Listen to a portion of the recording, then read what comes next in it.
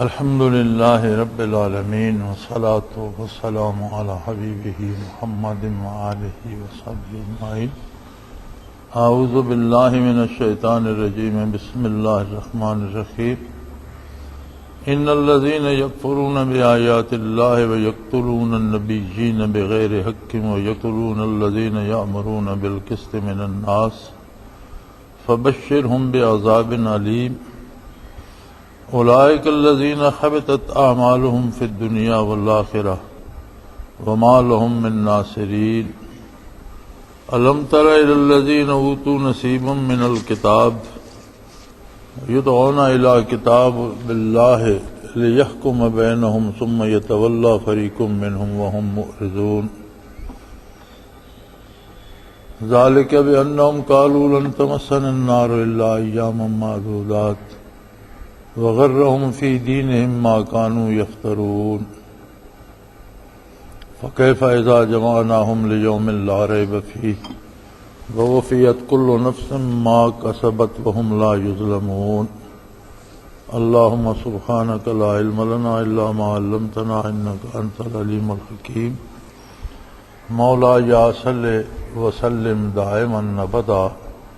على حبيبك من زانت به السرور۔ انسانی کردار کس طرح سے انسان کے دل کو اور اس کے ذہن کو متاثر کرتا ہے،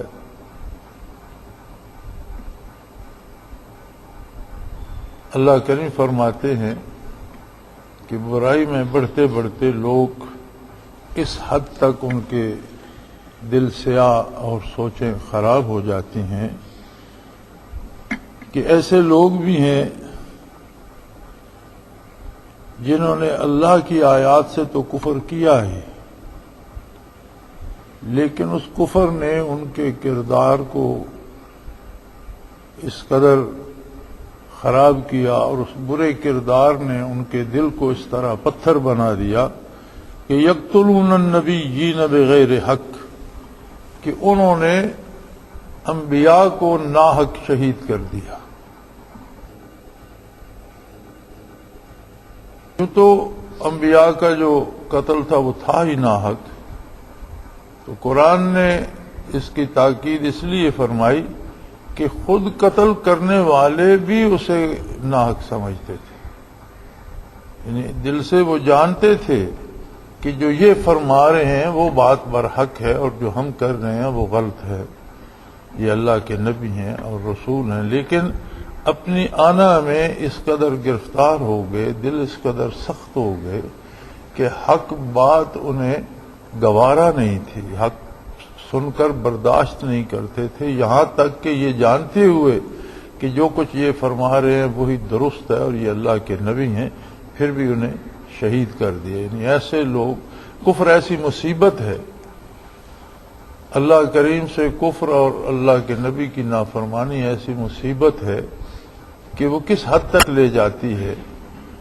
تو لوگوں کو اس حد تک لے گئی کہ انہوں نے انبیاء کو، یہ نصیحت کرنے والے لوگوں کو ناحق قتل کر دیا۔ وَيَقْتُلُونَ الَّذِينَ يَأْمُرُونَ بِالْقِسْطِ مِنَ النَّاسِ، جب انبیاء کو شہید کر دیا تو پھر کوئی بھی جو بندہ سچی بات کہتا، جو بندہ حق کہتا، اس کے وہ خلاف ہو جاتے، اور بے شمار لوگوں کو اس جرم میں قتل کر دیا کہ انہوں نے ہمارے خلاف بات کی، حالانکہ وہ بات ان کے خلاف نہیں ہوتی تھی، بات حق ہوتی تھی۔ اب ان کا اپنا کردار حق کے خلاف ہے، تو چاہیے تو یہ تھا کہ بندہ اپنے کردار کی اصلاح کرے۔ آج بھی ہم اپنے معاشرے میں یہ مصیبت دیکھتے ہیں کہ کوئی بندہ عقیدتاً غلطی کر رہا ہے یا عملاً غلطی کر رہا ہے تو آپ اسے سمجھانے کی کوشش کرتے ہیں یا صرف اتنا کہہ دیتے ہیں کہ یہ جو آپ کر رہے ہیں یہ صحیح نہیں ہے، اسے وہ اپنی مخالفت پہ معمول کر لیتا ہے کہ فلاں شخص تو میرے خلاف بات کرتا ہے۔ وہ یہ سوچنے کی تکلیف نہیں کرتا کہ جو میں کر رہا ہوں کیا یہ غلط ہے یا صحیح۔ دیکھنا تو یہ چاہیے کہ اگر واقعی میں غلط کر رہا ہوں تو پھر جو غلطی کی نشاندہی کرتا ہے وہ مخالف نہیں ہے، بلکہ وہ تو بہترین دوست ہے کہ جو اسے اس غلطی سے بچانا چاہتا ہے۔ لیکن ایسا ہوتا نہیں، ہوتا ایسا ہے، اور ایسا کیوں ہوتا ہے اللہ کریم نے فرمایا کہ یہ اللہ کی آیات کے انکار کا اثر ہے، کفر کا اثر ہے، نافرمانی کا یہ اثر ہے کہ دل اس طرح سے ہو جاتے ہیں اور سمجھ الٹ جاتی ہے، وہ حق کو نہیں سمجھتے بلکہ اس کا الٹا مفہوم لیتے ہیں کہ یہ نہیں کہتے کہ یہ بندہ ٹھیک کہہ رہا ہے چلو ہم مانیں یا نہ مانیں لیکن اس کی بات ٹھیک ہے، بلکہ وہ سمجھتے ہیں یہ ہماری مخالفت کر رہا ہے۔ تو ایسے لوگوں کے لیے ارشاد فرمایا فبشرہم بعذاب علیم، ایسے لوگوں کو دردناک عذاب کی خوشخبری سنا دیجئے۔ یعنی ایسے لوگوں کو اور کیا خبر دی جائے گی، جو کچھ وہ کر رہے ہیں اس کا انجام جو ہے وہ بہت دردناک عذاب ہوگا۔ اور حق کی مخالفت کی ایک سزا تو یہ ہے کہ اس جرم کا عذاب بڑا دردناک ہوگا، دوسری اس سے بھی بڑی سزا یہ ہے کہ کچھ کام ہر بندہ ایسے کرتا ہے جو واقعی بھلائی ہوتے، نافرمان بھی، گمراہ آدمی بھی، کافر بھی کچھ کام ایسے کر لیتا ہے جو واقعی بھلے ہوتے ہیں، کسی بیمار کی مدد کر دیتا ہے، کسی محتاج کی مدد کر دیتا ہے، کوئی راستہ بنوا دیتا ہے، کوئی ہسپتال بنوا دیتا ہے، ایسے کام جو واقعی نیکی ہوتے ہیں۔ فرمایا جو لوگ اس قدر سخت دل ہو جاتے ہیں کہ حق کو سننا برداشت نہیں کرتے، ان کے ایسے سارے اعمال بھی سلب ہو جاتے ہیں جو واقعی بھلے ہوتے ہیں۔ اولئک الذین حبطت اعمالہم فی الدنیا والآخرہ، ان کے جو بھلے کام ہیں وہ بھی سلب ہو جاتے ہیں اور انہیں کوئی بدلہ نہیں ملتا، نہ دنیا میں نہ آخرت میں۔ ورنہ کافر میں بھی، کفر کی بھی قسمیں ہیں، اگر اتنی شدت اس کے دل میں نہ آ جائے تو اللہ کریم کافر کی نیکی کو بھی ضائع نہیں فرماتے، آخرت میں تو اس کے لیے اسے کچھ نہیں ملے گا، چونکہ آخرت پر تو اس کا ایمان ہی نہیں ہے، آخرت کے لیے کافر نیکی کرتا ہی نہیں ہے۔ آخرت کے لیے نیکی تو وہ کرے گا جو اللہ کو مانے گا، یوم حساب کو مانے گا، اللہ کی کتاب کو مانے گا، اللہ کے نبی کو مانے گا، تو وہ کوئی عمل آخرت کے لیے بھی کرے گا۔ اب جس میں ایمان ہی نہیں، اگر وہ کوئی بھلا کام کرتا ہے تو دنیا کے فائدے کے لیے، کبھی یہ ہوتا ہے کہ میری بیماری ٹھیک ہو جائے، کبھی خود کو شریف آدمی مشہور کرانا چاہتا ہے، اچھا آدمی کہلوانا چاہتا ہے، تو جو اس کی خواہش ہوتی ہے کافر کی نیکی کا وہ بدلہ کم از کم دنیا میں اللہ کریم اسے دے دیتے، یعنی نیکی ضائع نہیں جاتی اور دنیا میں اسے اس کا بدلہ مل جاتا ہے۔ لیکن اگر کفر اتنا شدید ہو جائے کہ احکام الہی کی اور صداقت کی مخالفت پہ اتر آئے اور جو بھلی بات کرے وہ سمجھے یہ میرا مخالف ہے، یعنی خود کو بالکل ہی حق کے مقابلے میں ایک طاقت سمجھ لے،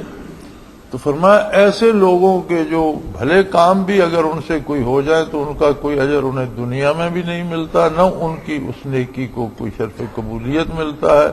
تو آخرت میں تو خیر کافر کو کوئی بدلہ ملے گا ہی نہیں، چونکہ آخرت کے لیے تو اس نے کیا ہی نہیں۔ ہر عمل ایسے ہے جیسے ہم کسی دکاندار کو ایک سکہ دیتے ہیں اور اس کے بدلے کوئی چیز طلب کرتے ہیں، تو ہر عمل اس طرح سے ہے کہ اللہ کریم کی رضا کے لیے ہم وہ عمل کرتے ہیں، اللہ اس کے بدلے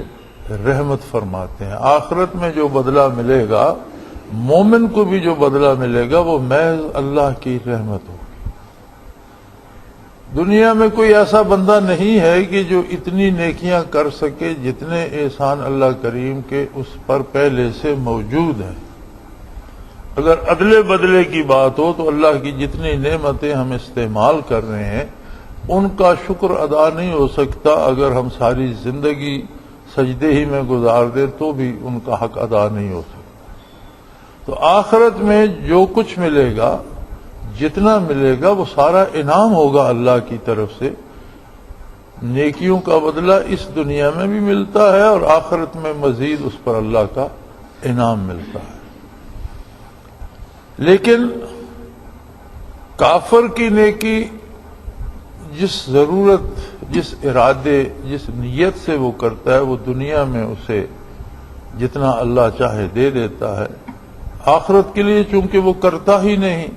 اب ہم دکاندار کو ایک سکہ دیتے ہیں کہ ہمیں چینی دے دو، تو اس کے بدلے وہ چینی دے دیتا ہے، تو پورا ہو گیا۔ اب ہم سمجھے کہ ہم نے آپ کو اتنے روپے دیے تھے، چینی لے لیں، پھر کہیں کہ وہ فلاں چیز بھی ہمیں دے دو، تو وہ تو نہیں دے گا، اس کی تو قیمت پوری ہو گئی۔ تو آخرت پر کافر کا ایمان نہیں ہے۔ دنیا کے لیے اگر کوئی نیکی کرتا ہے، کنواں بناتا ہے، تالاب بناتا ہے، کسی غریب کو کوئی چیز دیتا ہے، کسی بیمار کو دوا دیتا ہے، اور کوئی اس طرح کا کام کرتا ہے، تو اس کا بدلہ جو اس کی نیت ہو، شہرت چاہتا ہے شہرت مل جاتی ہے، دولت چاہتا ہے دولت مل جاتی ہے، جتنا بدلہ اللہ چاہے وہ دے دیتا ہے۔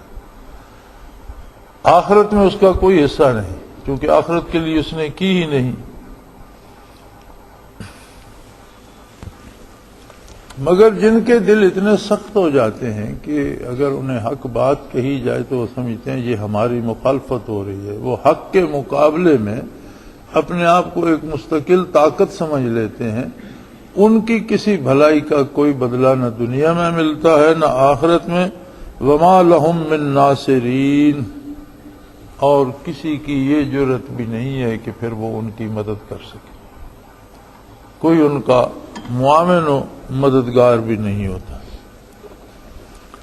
فرمایا ان کا حال یہ ہے کہ آپ دیکھتے ہیں اے مخاطب، الم تر الی الذین اوتوا نصیبا من الکتاب، آپ دیکھتے ہیں کہ انہیں اپنے وقت میں کتاب دی گئی،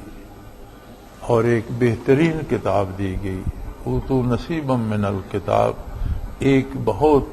اچھی کتاب، حق کی کتاب، اللہ کی طرف سے نازل کی گئی تورات، کیونکہ یہ یہود روز اول سے نبی کریم صلی اللہ علیہ وسلم کے اور اسلام کے مخالف تھے، اور ابھی تک ان کی اس مخالفت میں کوئی کمی نہیں آئی۔ تو وہ لوگ جو اپنے آپ کو حق کے خلاف ایک مستقل طاقت سمجھ لیتے ہیں، ان کی بہترین مثال یہی بد نصیب لوگ ہیں۔ یہود سب سے آگے ہیں اس میں۔ تو فرمایا یہ ایسے بد نصیب ہیں کہ اللہ نے انہیں کتاب عطا فرمائی۔ اب اگر آپ ان سے یہ کہیں کہ چلو جس بات پہ تم جھگڑا کر رہے ہو تمہاری کتاب کے مطابق اس کا فیصلہ کر لیتے، تمہارے پاس بھی تو اللہ کی کتاب ہے، تورات ہے، تو تورات کے مطابق اس کا فیصلہ، یدعون الی کتاب اللہ لیحکم بینہم، انہیں یہ بھی کہا جائے کہ تورات کے مطابق فیصلہ کر لیتے ہیں، ثم یتولی فریق منہم وہم معرضون، اس پر بھی راضی نہیں ہوں گے، اس پر بھی انہیں اعتراض ہوگا اور اعراض کر کے چلے جائیں گے، منہ پھیر کے چلے جائیں گے۔ یعنی جسے خود اللہ کی کتاب مانتے ہیں، اور واقعی اللہ نے انہیں جو کتاب دی تھی، اگر یہ خوشبخت ہوتے تو اس پر عمل کرتے۔ اب اس کتاب میں بھی حضور نبی کریم صلی اللہ علیہ وسلم کی بعثت کی بشارت موجود ہے، اور ان کے لیے اطاعت کا حکم موجود ہے، اور ہزار تحریف کے باوجود یہ احکام بعثت نبوی علیہ صاحب الصلاۃ والسلام کے وقت بھی موجود تھے، اور یہ جانتے تھے لیکن مانتے نہیں تھے، کیونکہ ابراہیم علیہ السلام کے بعد اور اسماعیل علیہ السلام کے بعد حضرت اسحاق کی اولاد میں سے حضرت یعقوب ہوئے، اور جتنے نبی تب سے لے کر عیسیٰ علیہ السلام تک آئے وہ سارے بنی اسرائیل میں سے تھے۔ جتنے نبی مبعوث ہوئے وہ سارے بنی اسرائیل میں سے تھے، اگرچہ انہیں بھی یہ شہید کرتے رہے، ان کے ساتھ بھی ظلم ہوتے رہے، لیکن وہ تھے ان کے قبیلے میں سے۔ اب انہیں حق کی بات نہیں تھی، ان کے سامنے یہ بات آڑے آ گئی کہ آج تک تو نبوت بنی اسرائیل میں تھی، اب ہم بنو اسماعیل کا نبی مان لیں۔ اسماعیل علیہ السلام بھی تو اسی ابراہیم خلیل اللہ کے بیٹے ہیں، لیکن بس وہ ان کا اپنا ایک وہ بن گیا اعتراض۔ اب اگر کتاب میں بھی موجود ہے کہ نبی کریم صلی اللہ علیہ وسلم مبعوث ہوں گے، اور اس حد تک عیسائیوں کے پاس بھی دلائل موجود تھے۔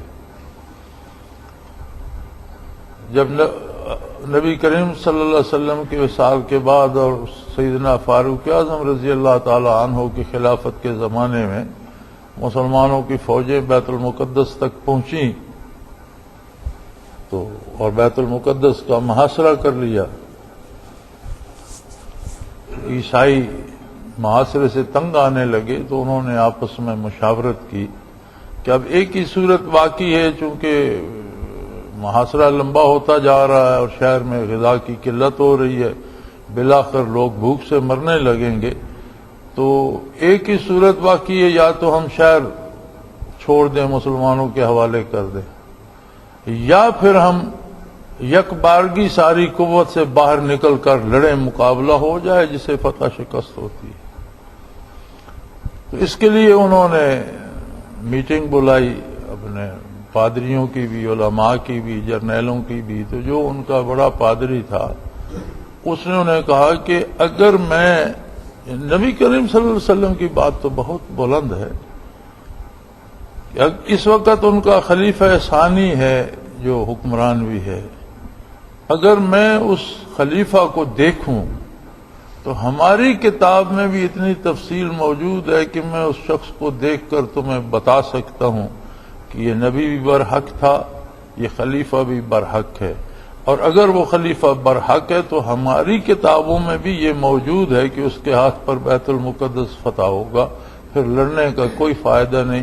سوائے بندے مروانے کے، فتح انہی کو ہوگی۔ لیکن اگر وہ بندہ نہیں ہے، وہ نشانیاں جو ہمارے پاس کتاب میں ہیں اس میں موجود نہیں، تو پھر کوئی نہیں فتح کر سکتا، پھر تمہیں لڑنا چاہیے۔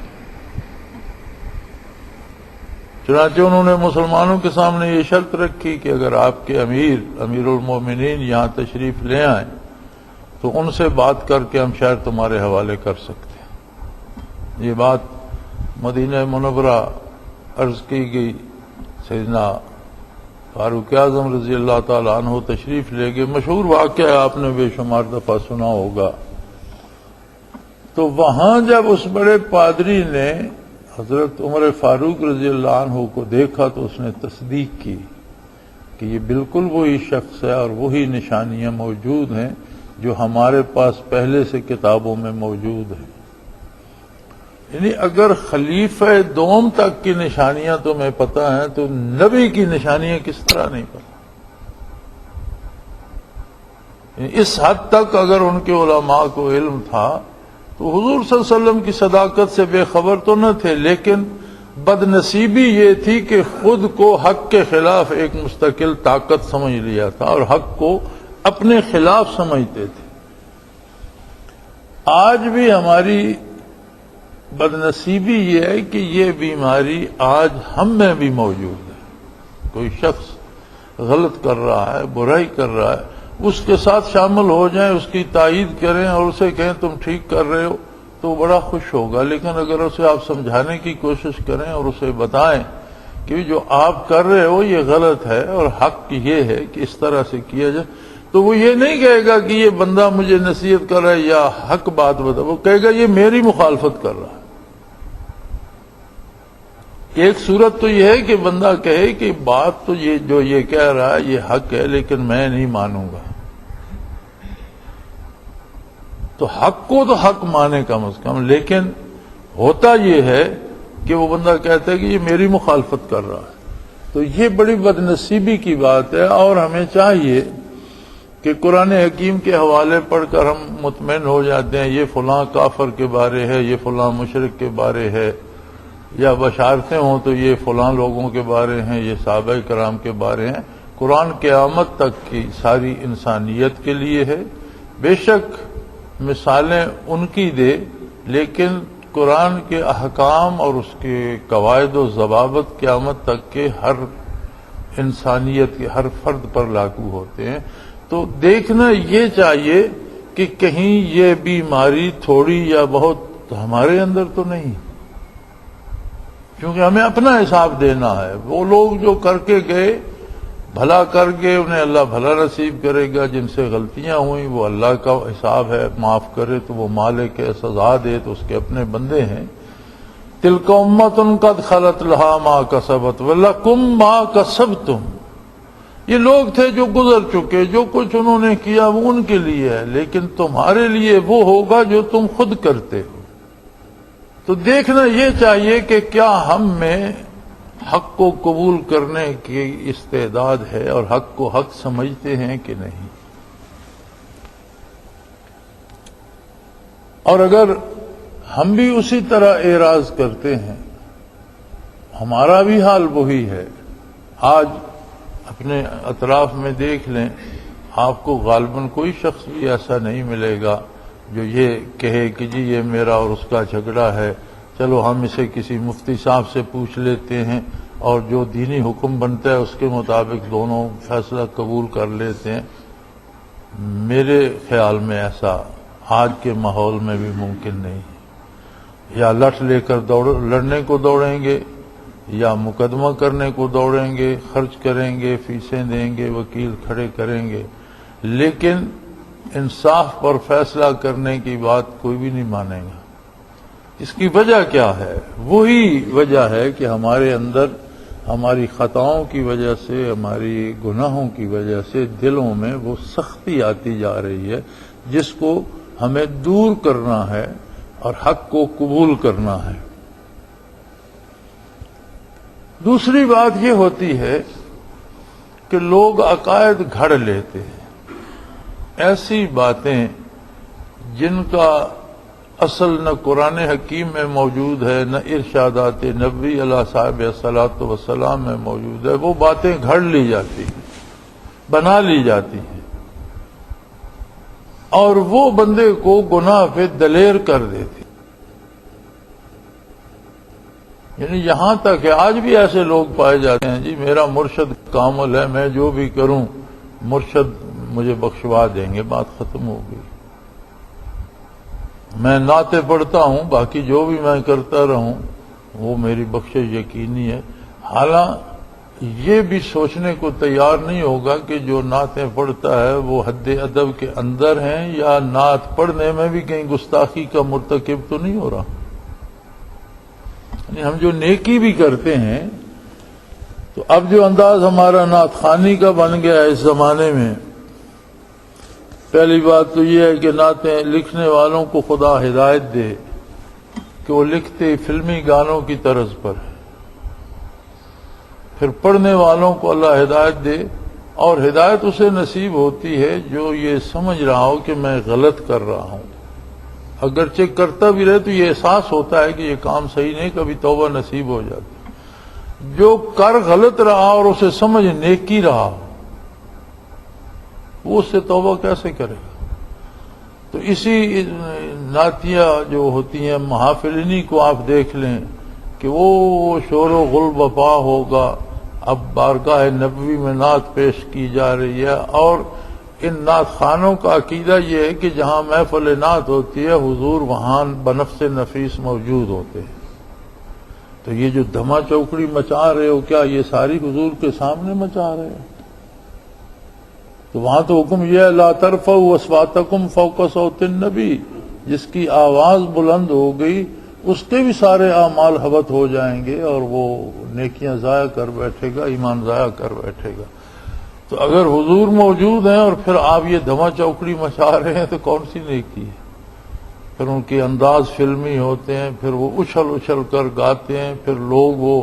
ڈوموں مراسیوں کی طرح اس پر نوٹ پھینک رہے ہوتے ہیں۔ پھر مزید نیکی یہ ہوتی ہے کہ ایک جوا لگایا جاتا ہے، جی 2 عمرے کے ٹکٹ دیے جائیں گے، 3 عمرے کے، کہاں سے یہ عمرے کے ٹکٹ دیے جاتے ہیں؟ وہی جو پیسے اکٹھے ہوتے ہیں تو ایک شکل جوئے کی اس میں بن جاتی ہے۔ نعت نبی کریم صلی اللہ علیہ وسلم کی پڑھی جا رہی ہے، اس میں آپ نے جوا بھی داخل کر دیا، شور شرابہ بھی داخل کر دیا۔ پھر جو شعر کہے جاتے ہیں، ضروری نہیں کہ وہ شعر جو ہیں وہ شرعی طور پر قابل گرفت نہ ہوں۔ ان شعروں میں اکثر خلاف ادب تو ہوتے ہی ہیں، اکثر ایسے ہوتے ہیں جن میں شرک پایا جاتا ہے، جن میں کفر تک لازم آتا ہے۔ تو یہ جو اپنی طرف سے نیکیاں گھڑ لی جاتی ہیں یہ بڑی تباہی کا سبب بنتی ہیں۔ یہاں بھی فرمایا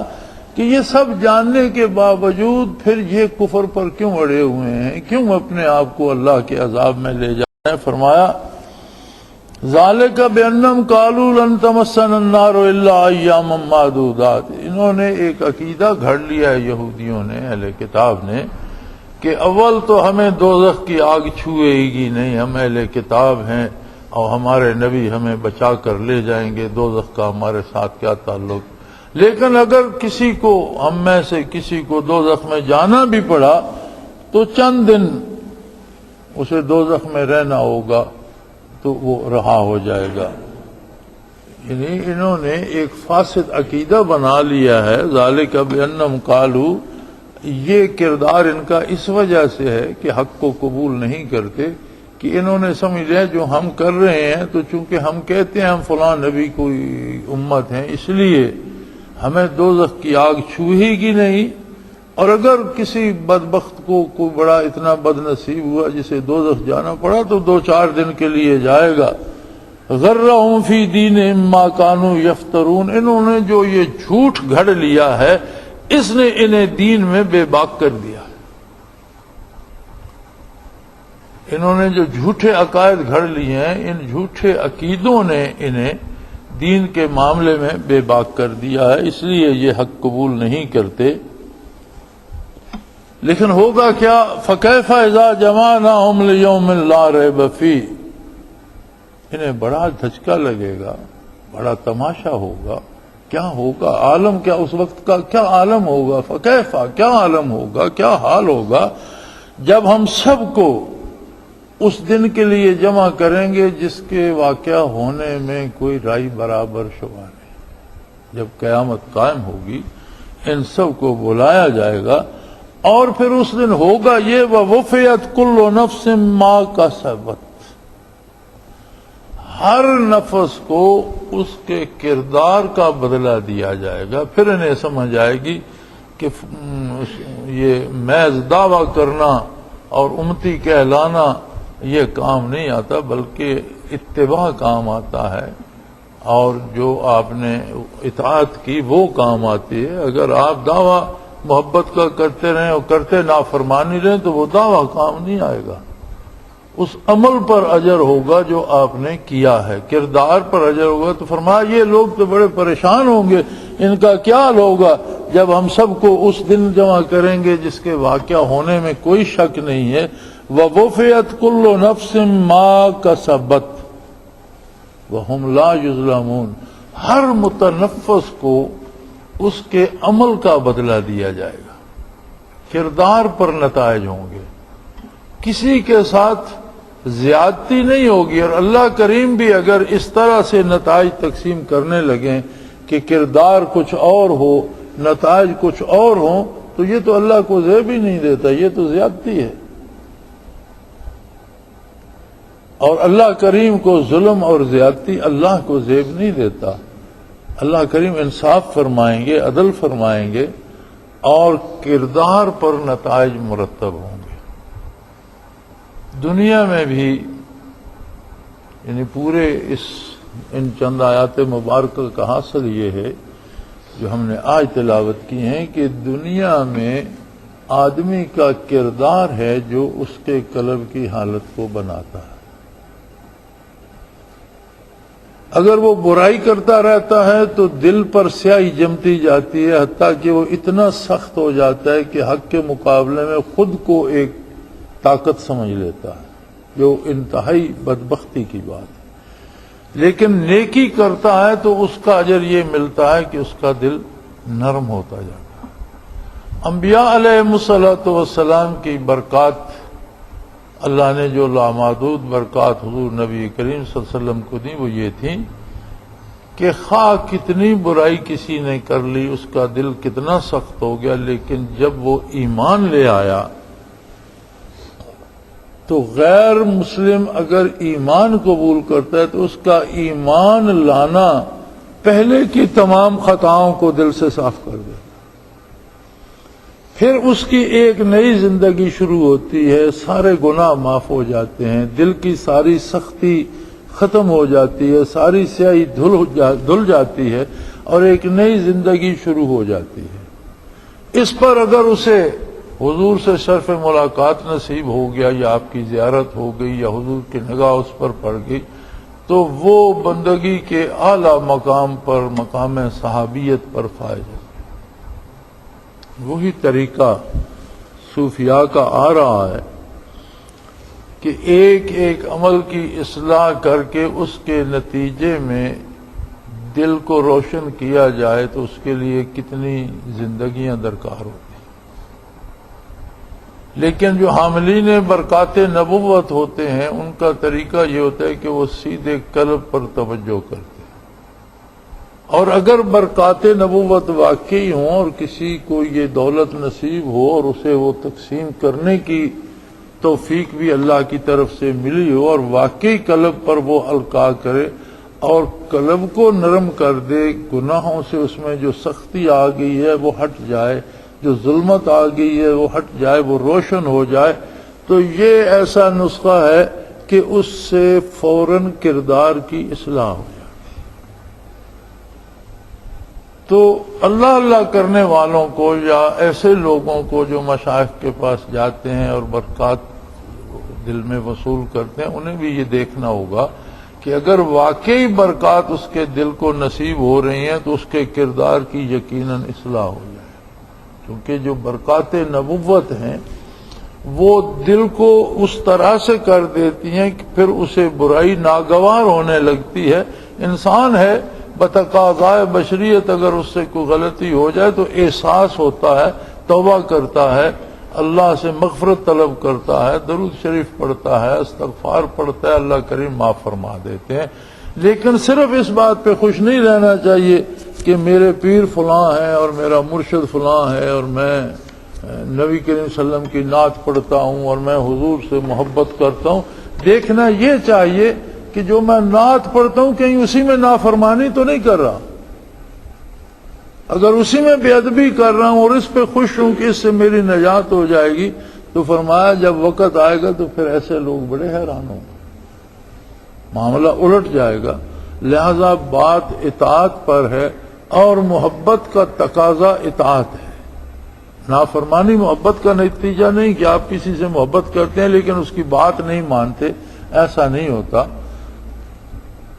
اس لیے کہ محبت اطاعت کو چاہتی ہے، فرما برداری کو چاہتی ہے۔ محبوب کچھ اور چاہے اور جو چاہنے والا ہے وہ اس کا کردار کچھ اور ہو تو محبت نہیں ہوتی، یہ محض رسم ہوتی ہے۔ اگر محبت ہو